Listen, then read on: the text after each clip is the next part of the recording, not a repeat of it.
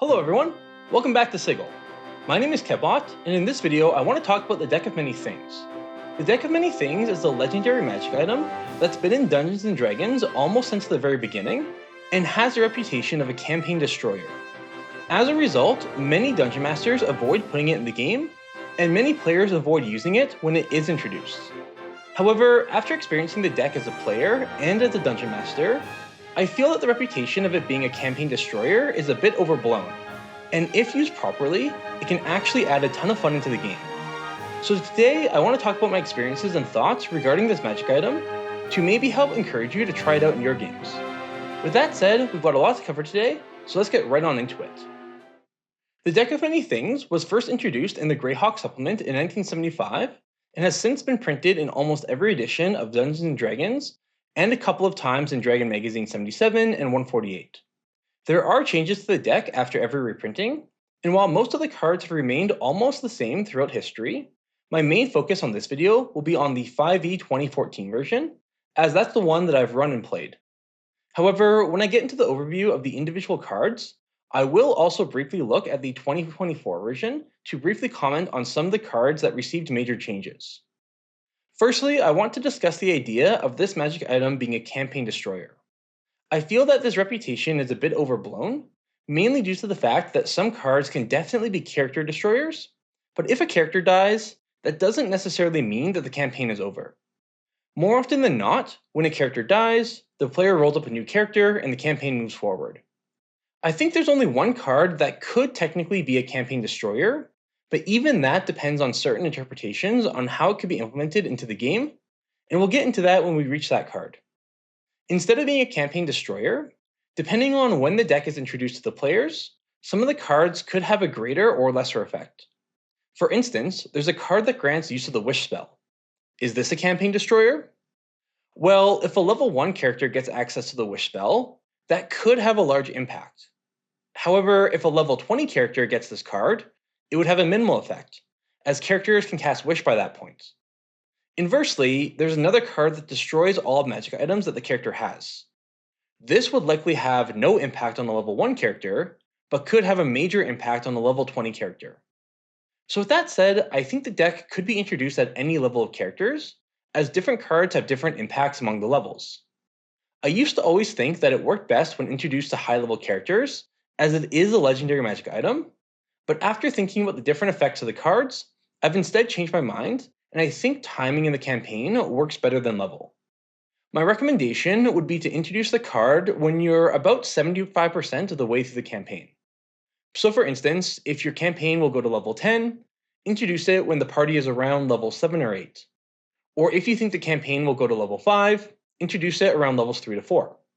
When I introduce the deck to the party, I don't keep the function of the deck hidden behind any skill checks. You could have them use Arcana or the Identify spell to figure out what it is or how it works, but I always just rule that it's so legendary of a magical item that any spellcaster in the party would recognize it and know exactly how it works, though not specifically what cards are in it or the effect of the cards. At best, they would know that about half of the effects could be great and about half could be disastrous. Next up, I'm going to go through all the cards one by one and discuss some thoughts on the cards and what level ranges would have the most or least effect on. I have it broken into the 4 tiers of play, levels 1 to 4, 5 to 10, 11 to 16, and 17 and above. I will also look at some of the changes made in the 2024 edition of 5e and give some thoughts about the changes that were made to each of the cards. Alrighty, so next we're going to go through the cards one by one. I have on the left-hand side the 2014 edition, which is the edition that I've been using and the one that I'll speak mostly to. And then on the right-hand side, there's the 2024 edition, which I haven't really been using. I just want to highlight some of the changes that were made, so that way you can decide which one might be best for your 5e game. And I will kind of talk about some of the changes made in 2024 version. For all of the artwork for the cards, that actually comes from the box set for the Book of Many Things. Now, this was released a couple of years ago, and it was not controversial when it came out, but there were lots of problems, lots of delays, there was manufacturing errors, and I feel like this product kind of got swept under the rug. But in hindsight and in retrospect, this product's actually fantastic, especially if you are planning on using the Deck of Many Things in your game. The book has tons of ideas about cool and interesting ways to use some of the cards. Some of these we'll get into in the video itself. And then it also comes with a set of the cards for the deck of many things. And again, the artwork is the same for these cards that we'll be showing on the screen here. And the cards, they're very high quality. They feel great. They look great. So if you want to introduce the deck to your players, I recommend it just for these cards alone, let alone everything else that comes with the box set. But with that said, let's go ahead and get right on into it with the balance card. So the balance card for 2014 says your mind suffers a retching alteration, causing your alignment to change. Lawful become chaotic, good become evil, and vice versa. If you are true neutral or unaligned, this card has no effect on you. Now, this is the balance card, and basically what the balance card has been for almost the entirety of the game. But it got a major change in 2024. In 2024, it's not that at all. It says you can increase one of your ability scores by 2 to a maximum of 22, provided you also decrease another one of your ability scores by 2. You can't decrease an ability that has a score of 5 or lower. Alternatively, you can choose not to adjust your ability scores, in which this card has no effect. So, just starting on the 2024 change, I actually really hate this. And I hate this for a couple of reasons. The reason why I hate this is it essentially just makes it into a good card to use. I can't imagine any player character not wanting to do this change. If I'm a fighter and I can make my strength go from a 20 strength to a 22 strength, and then maybe change my dump stat of intelligence from an 8 to a 6, I'm going to do that every day of the week to get that extra +1 to my strength, because the extra bonus to my prime requisite score, basically no matter what your class is going to heavily outweigh the small penalty of your dump stat being a little bit worse. And alternatively, it gives you the choice. It doesn't say that you have to do this. If you choose not to do this, then there's just no effect. So I feel like they really took the punch out of this card to make it either bonus or have no effect. And I really don't like that change here. I feel like the reason why they probably made that change is because every edition of Dungeons and Dragons has had less and less and less of a mechanical emphasis on alignment. So in the original game, there was a large emphasis on alignment as far as what characters you would go on adventures with, and then what spells you could cast, and then same thing through first and second, and even into third edition. There were different effects of spells or different spells that you could cast depending on your alignment, different effects of magic items and different magic items that you could use based on your alignment. Whereas in fifth edition, both for 2014 and then now in 2024, there's a much less of a mechanical effect of alignment. So I feel that might be why they made this change here. However, with that said, mechanics aside, I still heavily prefer the 2014 edition because of the implications for roleplay and otherwise that this change could have.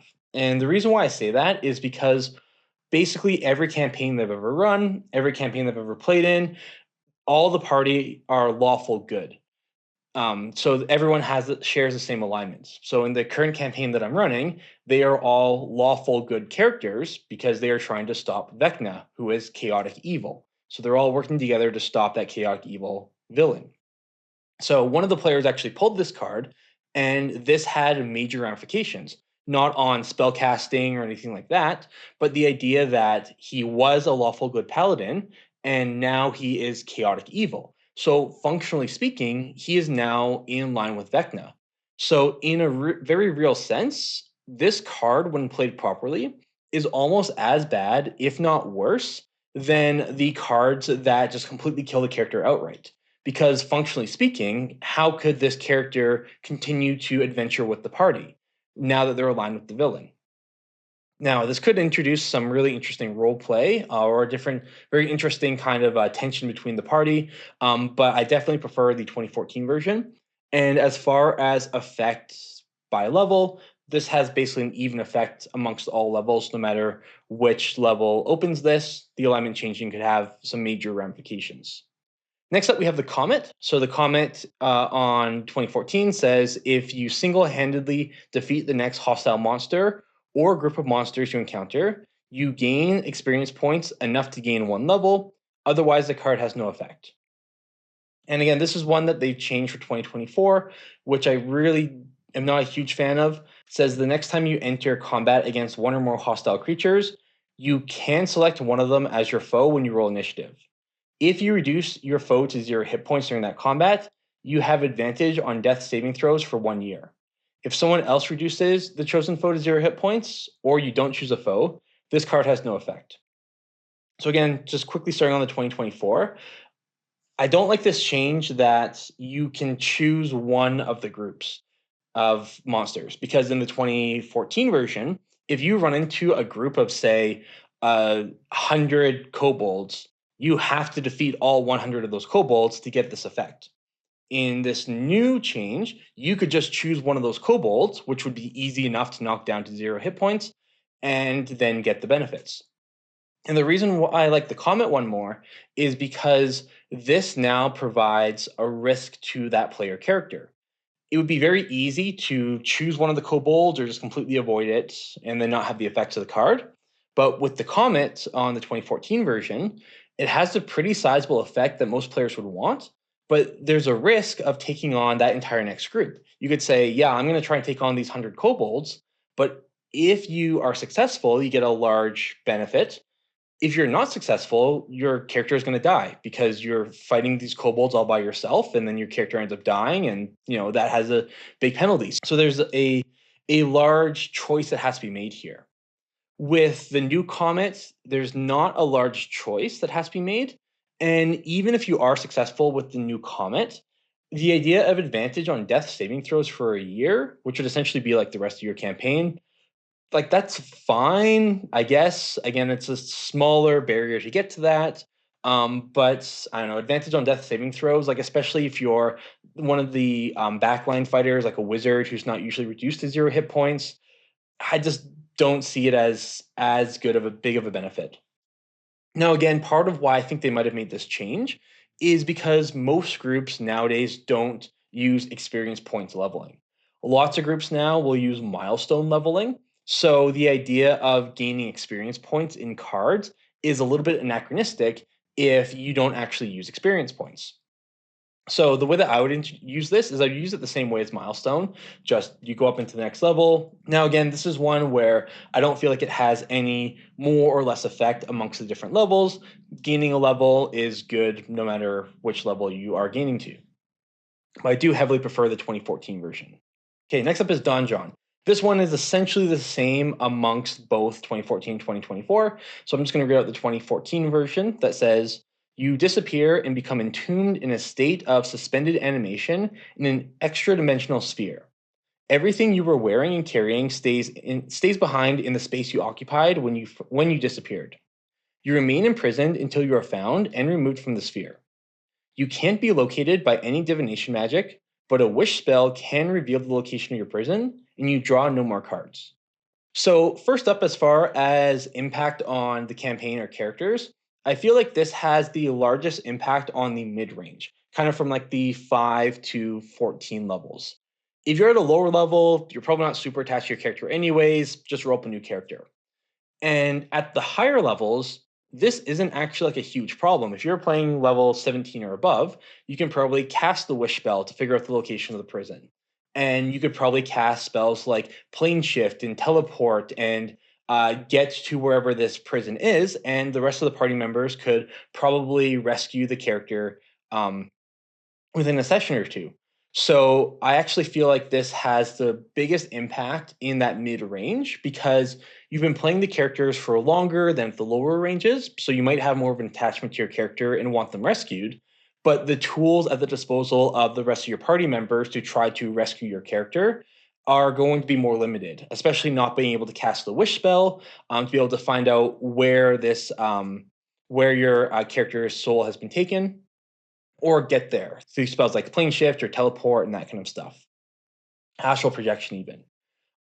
So again, I feel like this has the largest impact in the mid range, not a campaign ender. And this is one that I feel like could be campaign enhancing. This idea of the party going on a couple of sessions to go to rescue that player character could be a lot of fun with the ways that they're going to get there, and also maybe a decision they have to make. if the main campaign has a time crunch, do the players have time to go and rescue this new character in the context of everything else that's happening?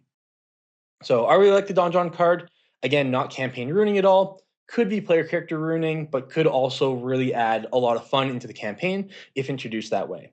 And the Book of Many Things has some pretty cool ideas for what this Donjon would look like that the player character might go to. So if you had a player character draw this card and you did want to have a small adventure where the party rescues them, check out the Book of Many Things because there's a pretty cool adventure in there for what this might look like in the campaign. Okay, next up is Euryale. I believe that's how it's pronounced. I'm actually not 100% certain. And again, it's pretty much the same across both versions. This card's Medusa-like Visage curses you. You take a -2 penalty on saving throws while cursed in this way. Only a God or Magic of the Fates card can end this curse. Again, I really like this card. I like this -2 penalty on saving throws. Pretty straightforward. This is one that I feel like has a larger impact on the lower levels, kind of like levels 1 through 10, about an average effect on the mid tier, and has a smaller effect on the higher levels. And the reason why I say that is because this -2 penalty is very relative to what your ability scores are at a certain level of play. So at level 1, you're going to have the lowest ability scores that your character will ever have in the game, and your proficiency bonus is only going to be a +2. So that -2 penalty is going to have a large effect on your relatively lower ability scores and proficiency bonus. As you go up in level, though, your ability scores are going to increase, both through ability score increases that you get when you level up, magic items that can increase your ability scores, magic items that can increase your saving throws, and of course, your proficiency bonus going up. So if you have 20 in a certain stat and you have a +5 to your proficiency bonus, and you have a magic item that boosts your saving throws, you might have, a +10 to your saving throw. So that -2 is going to make it a +8 instead. Whereas, if you have, say, maybe +3, that -2 is going to reduce it to a +1, and that's going to be a much larger swing. So this is one that I feel has a larger impact on characters at the lower levels than it does at the higher levels. But otherwise, I think this is a fine card. Definitely not campaign breaking, and even not necessarily player breaking. It sucks, it's hard, but I feel like this is kind of pretty balanced as far as its introduction into the campaign. All right, next up we have the Fates card. This one I'm going to spend a while talking about because of all of the cards in the deck of many things that could be a campaign ruiner, this one is absolutely it. However, I feel like the way that it could be a campaign ruiner all depends on how the Fates card is implemented in the campaign, and it doesn't really give clear guidance for how this should work. So let's start with looking at the card itself. So the Fates says reality's fabric unravels and spins anew, allowing you to avoid or erase one event as if it never happened. You can use the card's magic as soon as you draw the card or at any other time before you die. So, first off, this one I feel like would have the smallest impact at the lower levels because in the lower levels, not a lot has happened in the campaign. An average impact around the middle, and could have a large or campaign breaking impact the longer and higher level the characters are because there's so much more that's happened and so much more that could be reversed. The question, though, and what could make this campaign breaking or campaign destroying is what are the ramifications of erasing this one event as if it never happened? The book does not give clear guidance on this, and I feel like this could be open up to many different interpretations. So the difficulty with this kind of is based around the game that Dungeons and Dragons is structured. In Dungeons and Dragons, or pretty much any tabletop role playing game, every decision builds on a previous decision. So if the party decides to go down path A or path B, everything that follows is based on that initial decision. And you have sessions that build on each other. Every decision made in one session builds on and changes decisions that are made in every session down the road. So if you erase one event as if it never happened, depending on what that event is, that could completely then unravel every single decision that has been made in the campaign up to that point that is based on that decision. And it's going to be an event that is going to be large in that has a large impact on the campaign because that's the way that player would want to use this card. But then now as the dungeon master, you're going to have to decide what effect will this actually have on the campaign and how do I want to implement this? So let me give an example of what this might look like.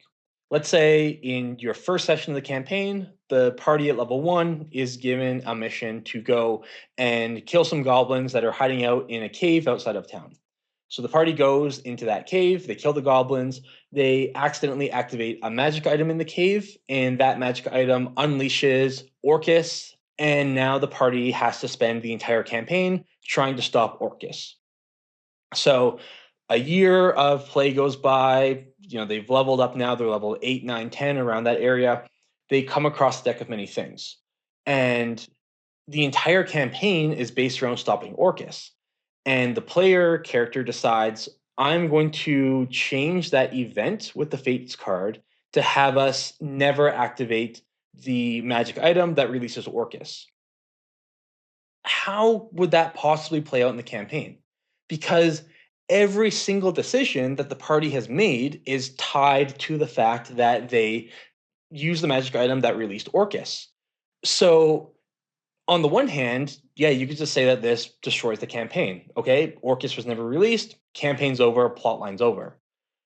Or do you say, okay, well, then if Orcus was never released, then this doesn't happen, this doesn't happen, this doesn't happen. So we're just going to think in our heads what would have occurred. Again, if this was a year's worth of campaign, how could you possibly retcon all of that? Or do you say, okay, Orcus was never released, but maybe something else happened, which then still caused all the chain of events that led up to the deck of many things being found in the session, and nothing changes. Well, if that's the case, then what was the point of the Fates card to begin with? You're basically just kind of Donnie Darkoing the entire situation, and then the card's meaningless. So this is the one card that, depending on its implementation, the easy way out is nothing changes the campaign and the card's useless.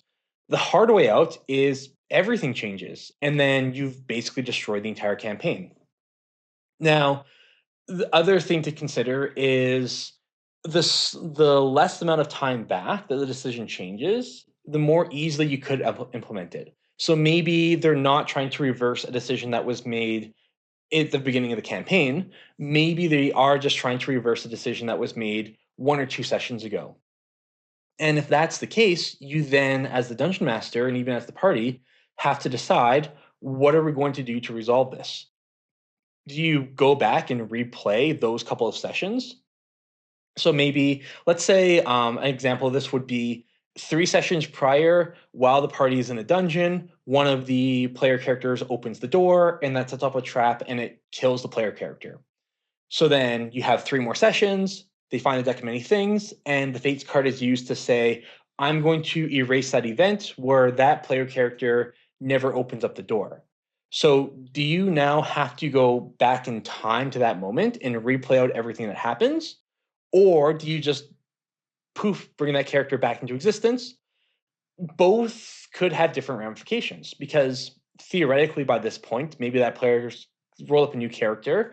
Well, now does that new character no longer exist? Does the adventures went on with that new character? Did those events never happen? What if in the meantime you found a magic item on an adventure that you went on with this new character because they had lost the previous character? Does all of that change?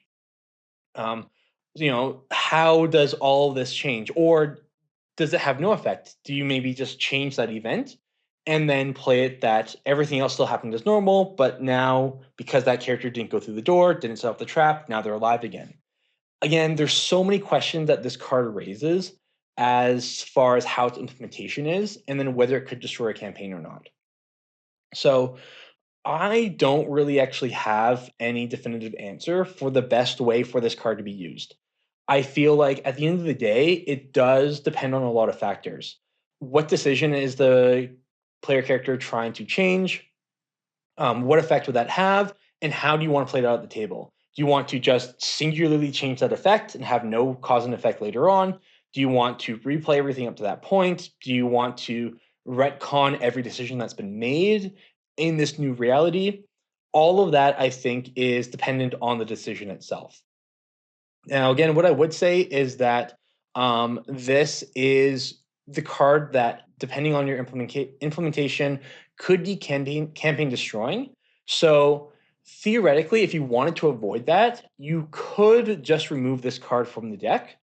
However, what I would caution is if you remove this card from the deck, make sure to also remove one of the cards from the deck that has a negative effect on the player characters. So maybe if you remove this one, also remove the Euryale card, because you don't want to remove one positive card, because that will now stack the deck and the effects of the deck against the player's favor. Same thing if you take out one of the negative cards, also take out a positive card. You don't want to go stacking the deck one way or the other, because that could be unfair for the player characters. But yeah, I have lots of thoughts about the Fates card, and please let me know in the comments below what you think about the Fates card. How would you implement it? Do you also think it matters? Does it change? Is there anything that I didn't think about here? I'd love to know your thoughts, because I actually had a player pull the Fates card. I have an idea in my head for how it might work, depending on the implementation and what decision that player wants to change. But I'm definitely open to different ideas for how this could affect the campaign. All right, so the next card is the Flames card. This one is basically the same between 2014 and 2024. It says, a powerful devil becomes your enemy. The devil seeks your ruin and plagues your life, savoring your suffering before attempting to slay you. This enmity lasts until either you or the devil dies. I really love this card. I think that this card has the largest impact on the lower levels, about an average impact on the mid-tier levels, and a smaller impact on the high-tier levels. With the main reason being that a powerful devil becoming your enemy is going to have a larger impact when you are a weaker character. So if a horned devil becomes your powerful enemy, if a horned devil shows up to a bunch of level 4 characters, they're going to get wiped and they're going to die. If a horned devil shows up to a party of level 17 characters, probably not going to be much of a challenge. Mid-tier Horned Devil could definitely be a challenge whenever it shows up. So again, I feel like this card has a much higher impact at the lower levels. But what I really like about this card is the first part of it that says that it plagues your life, savoring your suffering before attempting to slay you.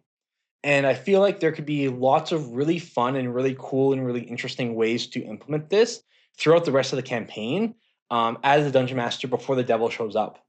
Let's say that the party is randomly having a downtime, maybe like a dinner scene or a wedding or something, and suddenly a bunch of imps from the hells show up and the party has to deal with them, all tied back to this devil. And then at the very end of the campaign, when they're getting ready to fight the big bad evil guy and they almost have him, and it's right at the throes and right at the climax, and they're about to put in the killing blow, suddenly out of nowhere, this horned devil shows up and completely throws a wrench into everything. There's lots of ways, lots of really cool ways that I feel like this could be implemented.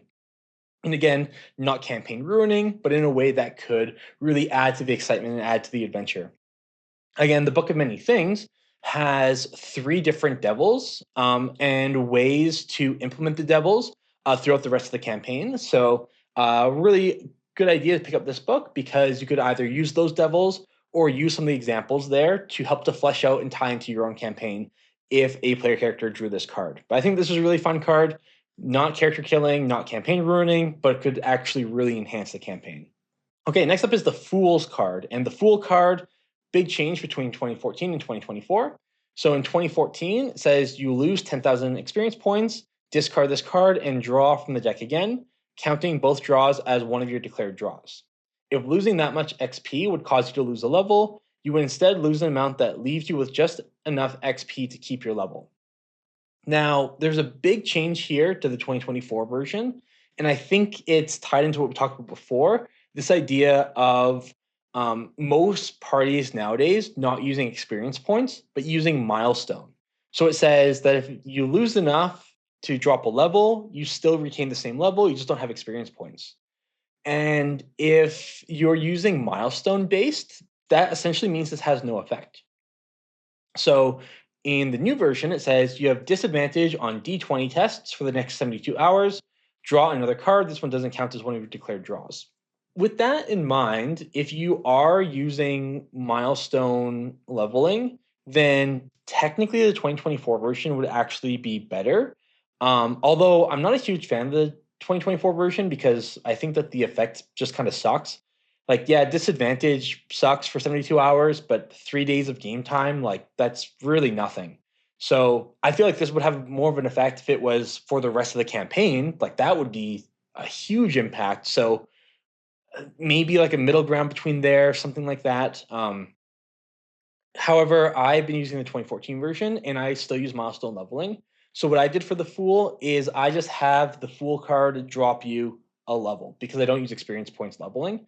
So that's the way that I change it and alter it. Again, I'm not a huge fan of the 2024 rules, but also it's not effective because I don't use experience points. So I have it when the player character draws the Fool card, they just drop a level.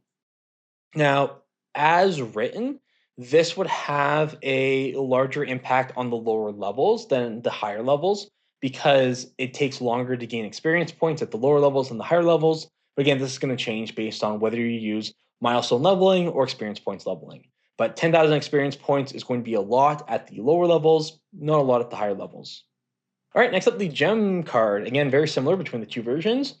25 pieces of jewelry worth 2,000 gold pieces each, or 50 gems worth 1,000 gold pieces each appear at your feet, both equaling 50,000 gold pieces. This card is pretty straightforward, but what I would say as far as the impact on the campaign, I feel like this would have a very large impact on the lower levels, about an average impact on the mid-tier levels, and a small impact at the high-tier levels. For the reason being that it essentially creates 50,000 gold pieces. The question, though, is 50,000 gold pieces a lot of gold? At the lower levels, absolutely. At the lower levels, where you're fighting kobolds and goblins and bandits, you're dealing at the range of like 100 gold pieces being a lot. So, level 3 character getting 50,000 gold pieces out of nowhere, that would have a large impact. In the mid tier, that's where you're going to start going on adventures like clearing out a dragon's hoard. So an adult dragon would likely have about 50,000 gold pieces in its hoard. So this would be an appropriate and average benefit. 50,000 gold pieces is great, but it's not going to break your campaign at all because introducing 50,000 gold pieces for basically doing nothing, that's just going to be a sizable benefit. At the higher level campaigns, 50,000 gold pieces actually isn't that much. You're looking at ancient dragon hordes, you're looking at characters that are essentially the level of gods. They could have their own like small armies. So 50,000 gold pieces at the larger levels, again, it's nice and all, but it's really not going to have that big of an effect for characters levels 17, 18, 19, 20 because of how much gold, magic items, treasure, the adventures that are going on. It's not going to have a huge impact. All right, so next we have the Idiot slash Puzzle card. It was originally called the Idiot card all the way up to 2014, but they actually changed the name in the Book of Many Things when that came out, and they kept the name change into the 2024 edition. Now, there is a slight change here. So in the original 2014 version, it says permanently reduce your intelligence by 1d4 plus 1 to a minimum score of 1, and you can draw one additional card beyond your declared draws. The change here is permanently reduce either intelligence or wisdom by 1d4 plus 1, and then same thing with drawing additional cards. So again, very similar to the Euryale card of that -2. I feel like this would have a larger impact at the lower levels than the higher levels because that 1d4 plus 1 could have a major effect if you were to subtract 5 to your intelligence at level 1, might not have as much of an effect if you were to subtract 5 at the higher levels. But it's hard to kind of get a judge of this because it is contingent on a few different factors. Number one, there's the randomness of the D4 rule. You're looking at a subtraction of anywhere from 2 to 5. So a -2 isn't the end of the world. A -5 could be pretty detrimental. The other thing to consider is what class is drawing this card. A -5 intelligence to the fighter is not going to have nearly the same impact as a -5 intelligence to the wizard. So again, when we're looking at what impact this card could have, you could be looking at a -2 to your fighter versus a -5 to a wizard. And that's where I find they have an interesting change here with the 2024 edition, where it says intelligence or wisdom. And they don't give clarity as to how this is determined. Does the player get to decide whether it's the intelligence or wisdom? Does the dungeon master decide? Or is it randomly determined? Usually it will say either you get to choose or the dungeon master gets to choose, or usually it will say whether it's randomly determined. But I feel like this could be kind of a major softening of the blow, or could make this card much worse. And the reason why I say that is because the only class in the main game with intelligence that really matters is the wizard, because that's their prime requisite for spellcasting. The artificer as well, but that is not part of the base game. So this card would only really affect a wizard character that pulled it because they're the main character that's going to rely on their intelligence. Now, with the way that's changed, we have intelligence or wisdom. There are many more classes that have wisdom as their main spellcasting modifier, the cleric, the druid, etc. And now that would mean that this card could have a larger effect on more characters if the worst option is always chosen. So if you were to run this by the 2024 rules and you made it so that the more detrimental effect took place, then this would now not only affect wizards, but would also affect rangers, druids, clerics, because wisdom is their spellcasting modifier. However, that's only under that interpretation. If you let the player character choose, then this is actually a bit of a softening of the blow, because in the original version, if the wizard pulls the card, they're going to lose their intelligence. Now, if you let them choose, they could actually choose to reduce their wisdom. And that's going to soften the blow for the wizard character. And then same thing for the clerics. If a cleric pulled this card and they could just choose to drop their intelligence. So again, it doesn't specify. I think that if I was doing the 2024 rules, I would probably leave it up to random chance. I would do a 50-50 for whether it's intelligence or wisdom. But again, I just run the 2014 version, which is the intelligence. Something you consider if you were to implement this in your game and go by the 2024 rules. How would you decide on intelligence and wisdom? And try to come to that decision before the character draws the card, so that way it doesn't seem like you're targeting them at all. Okay, next up we have the Jester card. So the Jester, big change between 2014 and 2024. Starting to see a pattern here. We have the experience cards that are changing because, again, not a lot of tables still using experience.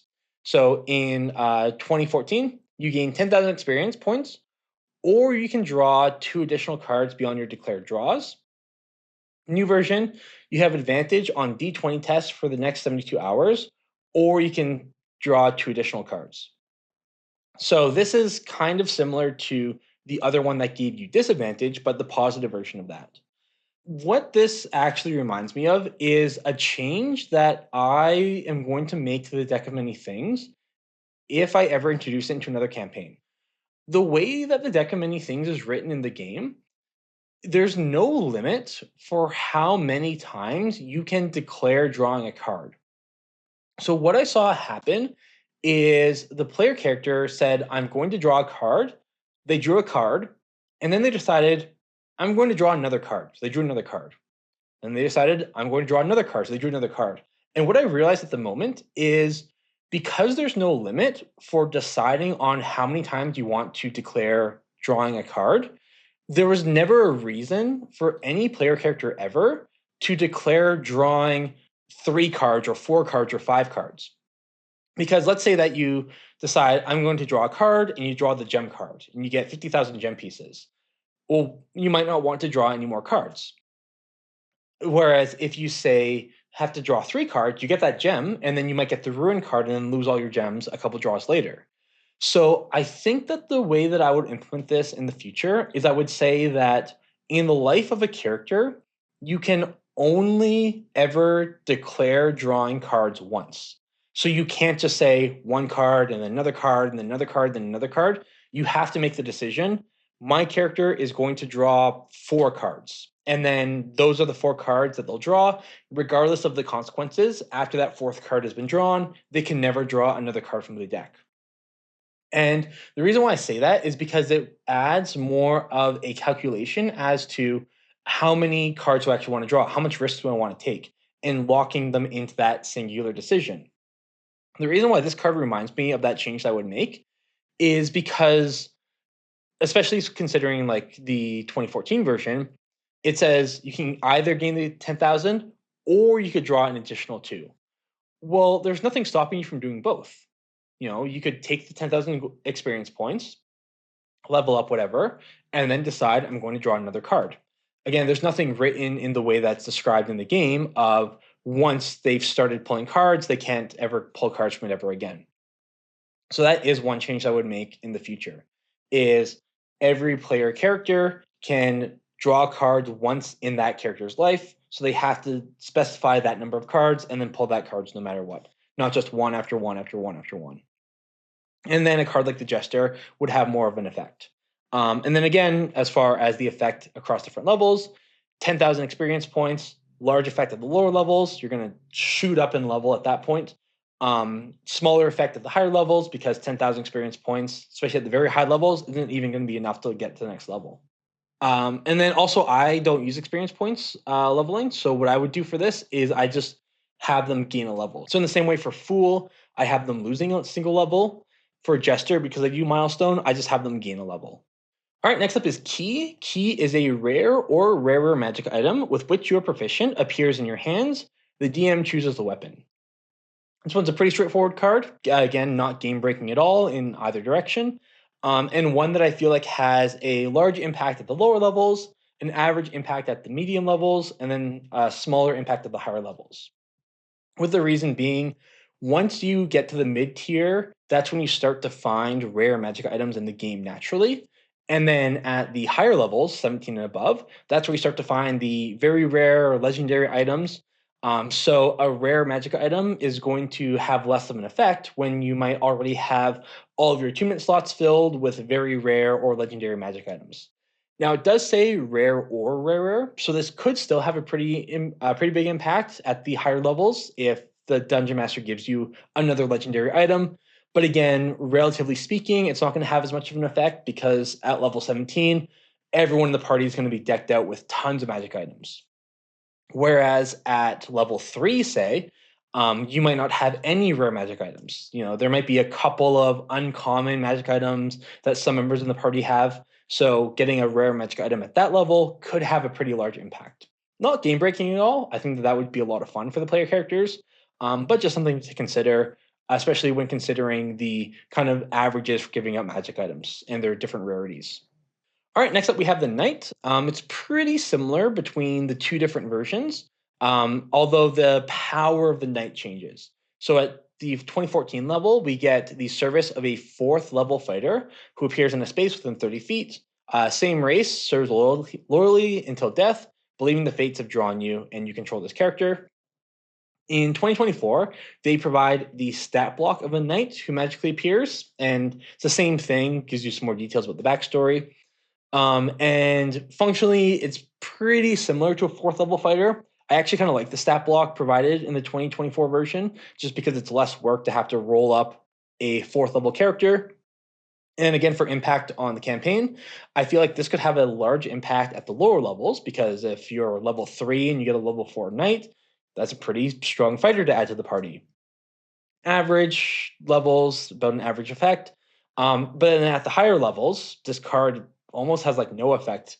If you're a 17th level fighter and then you suddenly get the service of a 4th level fighter, it's basically a squire to you at that point. And the next ancient dragon that you go fight, they're going to get completely cooked by its breath weapon attack. So again, this is a card that I feel like has a larger impact at the lower levels, not really an impact at all at the higher levels, other than maybe some fun role play. But it's definitely not campaign breaking and could be a lot of fun to kind of role play with the character. All right, next we have Moon. Now, Moon I did talk about in the introduction a little bit, and it's pretty straightforward. You're granted the ability to cast the Wish spell 1d3 times, same across both versions. This could have a very large impact at the lower levels, pretty sizable impact at the mid-tier levels as you kind of start to get up into the higher level spells, and almost like no impact at the level 17 and above, because that's when spellcasters will naturally unlock their 9th level spells and start to unlock the wish spell. Definitely not campaign breaking, especially the higher level that you give it. And I would actually say that this could be pretty fun. Like, yeah, see what a 4th level character does with the wish spell. That could really be fun. It could theoretically ruin your big boss encounter at 5th level if suddenly they start casting Meteor Swarm or Power Word Kill on the boss. But I mean, it might at least be memorable, and I don't think it would necessarily ruin the campaign. But definitely one to consider when you're giving out the deck of many things, what the level of the party is, and then what impact this could have. Okay, next up we have the Rogue card. This one's, again, pretty similar between the two versions. And this one's a really fun card, but can also have different implications depending on how it's implemented in different interpretations. So, a non-player character of the DM's choice becomes hostile towards you. The identity of your new enemy isn't known until the NPC or someone else reveals it. Nothing less than a wish spell or divine intervention can end the NPC's hostility towards you. So this one I think has about an average level of effect across the different tiers of play. Maybe a bit less at the higher levels because you could use the wish spell to end the hostility.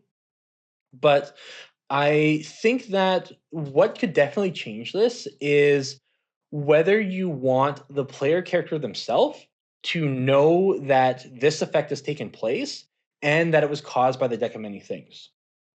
So the way that I would implement this in a campaign is I would definitely let the player know that this happened. So I would say to the player, you don't know what NPC is hostile, but there is an NPC that will become hostile towards you. And the reason why I would let them know is, first off, that's kind of the way it's written. But secondly, that way, when it shows up in the campaign, it doesn't just confuse the whole table. Like, oh, why is this NPC suddenly hostile? Were they a traitor the whole time? Were they not reliable the whole time? Everyone at the table will know that basis. But what's interesting to consider is, does the character know that this effect is happening? Like when they pull the card, do they get like a feeling that somebody is suddenly turning hostile to them? Because when this shows up in the campaign itself, when they run into that NPC and then there's some hostility towards them, how would the player character react? I feel like it would be different, role playing otherwise, if they know as a character that this was caused by the deck, or if as a character they think this just came out of nowhere, because that might affect how they might respond to this hostility. So definitely something to consider is, would you let the player, or would you let the character know in the game itself that some NPC has become hostile towards them? Also, what might this hostility look like? You know, you could just have the hostility be the next time they see the character, they attack. But I feel like a more interesting way would be like underhand, conniving, traitorous way. So like maybe it's the advisor to the king who becomes hostile to the character. So they start to plant rumors towards the king against the player character. Again, that would be hostile, but maybe not necessarily something that they would see right away, and that could manifest later on. So, really fun card, not campaign breaking at all. If anything, this would be a way that you could really enhance the campaign in a pretty fun way, but something to consider before implementing it. All right, the Ruin card. So the Ruin card, basically the same across different versions, but because we have the Bastion rules officially in the 2024 version, it does speak on Bastion specifically, and this is something I kind of want to get into. For Ruin, it says, all forms of wealth that you carry or own other than magic items are lost to you. Portable property vanishes, businesses, buildings, and land that you own are lost in a way that alters reality the least. So this is actually kind of a bit of the explanation I wanted for the Fates card. If it says a way that alters reality the least, that can kind of help with that implementation. But it says that here. Any documentation that proves that you own something also disappears. So this is one that I feel like would have the largest impacts at both the lower levels and the higher levels, and about an average impact on the mid tier. The reason why I say that is because if you're a lower level character, you're not going to have a lot of magic items, but you'll have lots of mundane items and mundane gold, maybe that you're saving up. So losing all of that in the middle of an adventure could be devastating to try to get it back. And then at the higher levels, that's where you're going to have massive, you could have a keep and you could have plots of land and you could have thousands of gold pieces and have all of that disappear. That could also be very detrimental. At the mid tier of play, you're going to start to have magic items, so those won't disappear and that will be good. But you're also not going to have these large or massive plots of land that aren't going to disappear on you. So it would definitely be devastating to lose a lot of gold and some of your more mundane items. But you would have enough magic items to kind of be able to temper that. So I feel like I have about an average effect on the mid tier play. Now, I do want to look at the Bastion clarification for 2024 because this did actually come up in my campaign. So in the 2024, it says, if you have a Bastion, it is destroyed by some calamity beyond your control. So in the campaign that I'm running, the party very early on got the deed to an inn and tavern, and they rebuilt that inn and tavern over time and slowly turned it into their bastion. So when the character pulled the rune card, the question was, do they also lose the deed to this property? Now, the party argued that because this player character wasn't in the session when they got the deed, technically the deed wouldn't be written out to that player character. Therefore, they wouldn't have the deed and it wouldn't get destroyed. And under this writing and this interpretation, I think that's the correct interpretation of it because it says any documentation that proves that you own it, well, doesn't prove that this character owns this specific piece of property. However, this property has now become the party's bastion. So, based on the 2024 interpretation, it says if you have a bastion, it is destroyed. So, because this is a collective bastion, that interpretation could mean that even though his name isn't on the deed, the entire bastion is now lost to the whole party because that bastion has been destroyed. So I feel like this could have a major impact on the entire party if this is pulled and you went with the 2024 rules and the party shares a bastion. Most of these cards seem to impact just the player character themselves, but this is one that could actually have that large impact on everyone in the party if that is the way that you wanted to rule it. So definitely something to consider before implementing the rune card is that one player pulling this could negatively impact everybody at the table. All right, next up we have the Skull card. The Skull says you summon an avatar of death, a ghostly humanoid skeleton clad in a tattered black robe and carrying a spectral scythe. It appears in a space of the DM's choice within 10 feet of you and attacks you, warning all others that you must win the battle alone. The avatar fights until you die or it drops to 0 hit points, whereupon it disappears. If anyone tries to help you, the helper summons his own avatar of death. A creature slain by an avatar of death can't be restored to life. And basically the same in 2024. The stat blocks between the two are a little bit different, but they're basically the same. This is one where I feel like it has a large impact at the lower levels, average in the mid tier, and then small at the higher levels. And the reason why I say that is because the stat block for the skull is actually pretty weak. Its hit points are only ever half of the hit points of its summoner. So unless this card is pulled when the player characters are already at super low HP, that it's going to have much fewer hit points. Its attack always lands. However, its attack doesn't really do much damage. So the attack always landing and the damage that it does could be very deadly for a lower level character. But at the higher levels, it really doesn't do a lot of damage, even with the attack always landing. And it has an AC of 20. Again, this could be very hard for a lower level character to hit, but for a higher level character, hitting a 20 AC isn't really all that hard, especially if it's like a magic user, casting magic missile or something at half HP. Shouldn't be too hard to kill the avatar of death. When this was pulled in the campaign, it was a fairly high level paladin who pulled it and was basically just able to divine smite it to death in a couple of rounds. Wasn't really a challenge at all. So again, this is one that I feel like has a small impact at the higher levels, large impact at the lower levels. Unless you were to change the stat block of the skull, maybe have the damage scale in the same way that the hit point scale. But other than that, I feel like, again, not campaign breaking and pretty easy for the party to deal with. The star is a straightforward card. same across both versions. Increase one of the ability scores by 2. Score can increase 20, but can't exceed 24. This is a great card. I really like it. Really no notes on here. I feel like it has a larger impact in the lower levels than the higher levels, which we talked about before, with ability scores kind of scaling up. But it could be nice, if you do get this at the higher level, to be the thing that gets you from the 20 to a 22, as opposed to if you got this at the lower level, you might increase it from an 18 to a 20, which would be nice, but you're not going to get that above 20 at the lower levels. So ideally you'd want to pull this card when you have scores that are at 20, but at the higher levels, it's going to have a relatively lower effect than the lower levels. Not game breaking at all, really fun, really easy to implement, and great for the players. All right, then we get the Sun card. Again, the Sun card, same thing that we've been saying across all the other ones. Big change when it comes to the experience points between 2014 and 2024. In 2014, you gained 50,000 experience points and a wondrous item, which the DM determines randomly, that appears in your hands. Whereas in the 2024 version, you get the magic item. It doesn't say wondrous. I'm not sure why they made that change. And this one says chosen by the DM, so not chosen randomly. So a couple of interesting changes there. You could still do it randomly if you wanted to. But instead of the 50,000 experience points, you gain 10 temporary hit points daily at dawn until you die.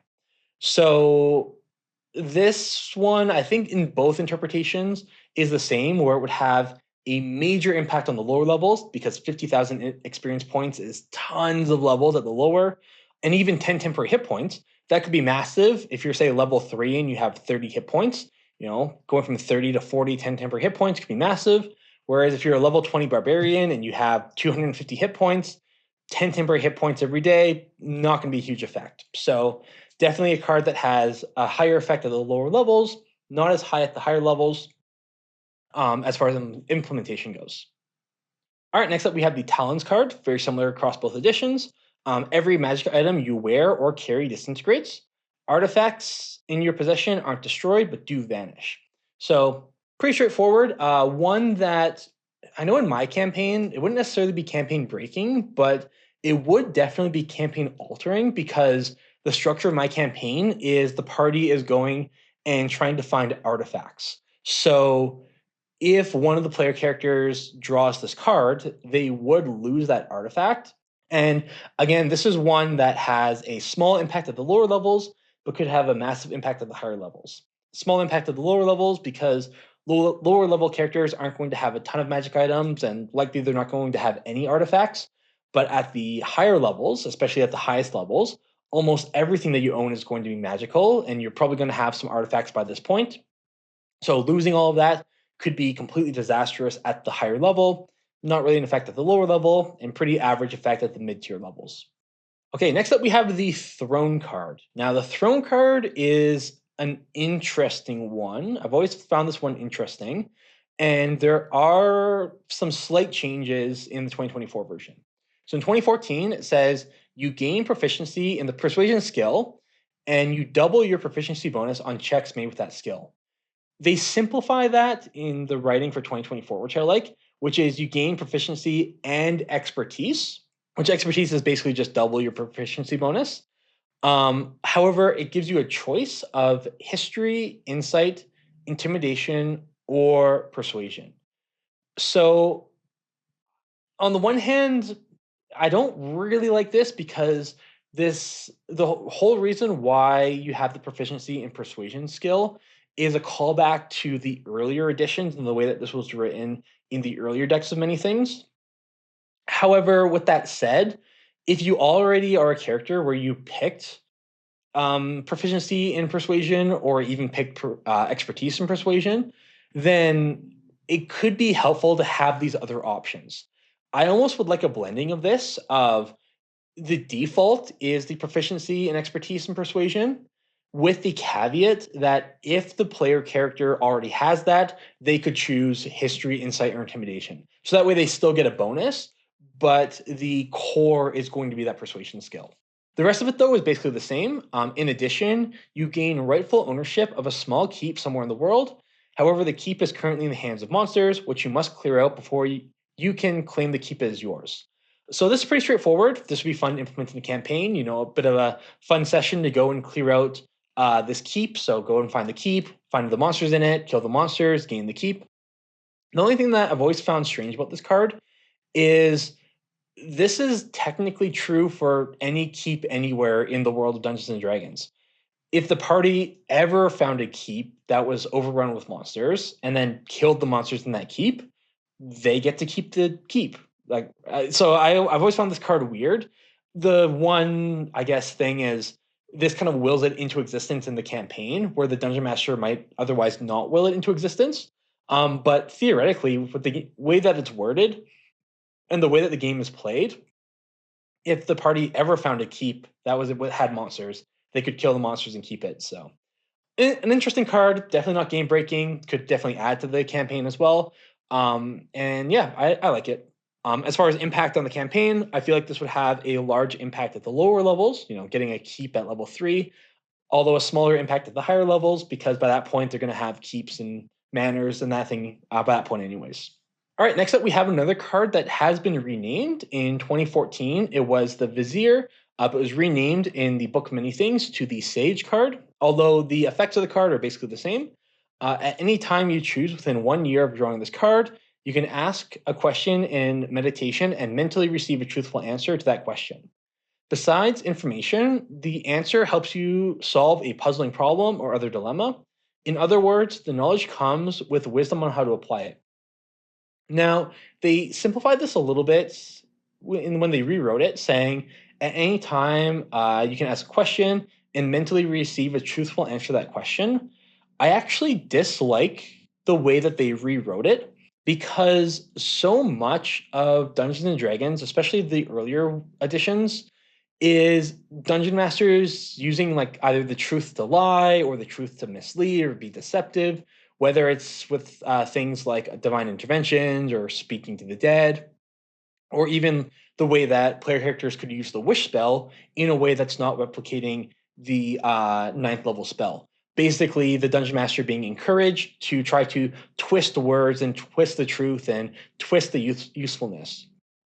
Why I like the way that the Vizier was initially written is this is the game telling the dungeon master to throw all that aside and say, you're not trying to trick the players here. You're just going to give them a truthful answer and you're going to give them a straightforward answer and give them the right answer. And the answer is going to be helpful.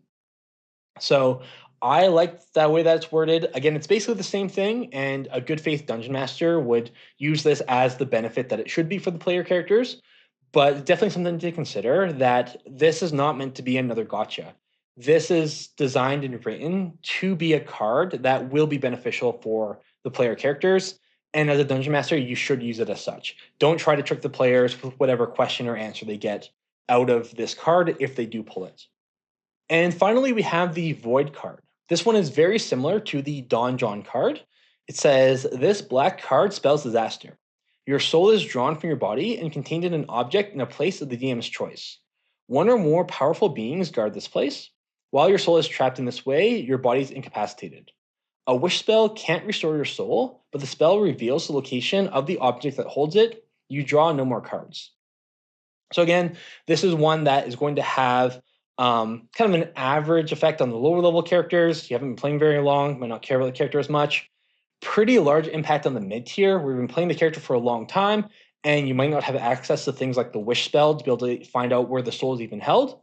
And kind of a smaller impact on the larger level or at the higher levels, because you can cast the wish spell, find out where the soul has been kept, and go and rescue the soul. But with that said, I actually really like this card in the sense that just like the Donjon card, this can add to the campaign if the party decides to go and rescue the character from the void. So it could lead to a fun adventure where they have to try to find out the void where the soul is hidden and then go and try to rescue it. I actually had a player character in the campaign just a couple weeks ago pull the void card, and it just introduced a lot of really fun ideas. You know, what void was this character taken into? Where is it? How could the party rescue him? What sacrifices might they have to make to try to rescue him? What decisions might they have to try to make? How could they find him because they can't cast the wish spell? Just really got my mind racing as a dungeon master. I haven't had the next session yet, so I haven't been able to implement this into the campaign, but I feel like it'll be fun to see what the player characters do, if they're going to go and try to rescue him, or if they might just, leave his soul to be and then carry on with the campaign. So again, it's not going to be campaign breaking, obviously. Sucks for the player, especially if the party doesn't go to rescue him. But if the party does go to rescue him, that could just add lots of fun and excitement into the campaign that otherwise wouldn't be there. And so that wraps up my review of the Deck of Many Things and my thoughts about the different cards, the effects that the cards have, and the implementation of the cards in the campaign. Let me know in those comments down below what you thought. If there's anything that you might change or alter from the way that I interpret these cards, I'd love to know about all that. Also, if you're a player or dungeon master in a campaign that has either ran or ran into the Deck of Many Things, let me know if there's any interesting stories about ways that it might have affected your characters or the campaign at large. Thank you so much for watching. My name is Kevbot, and go ahead and pull some cards.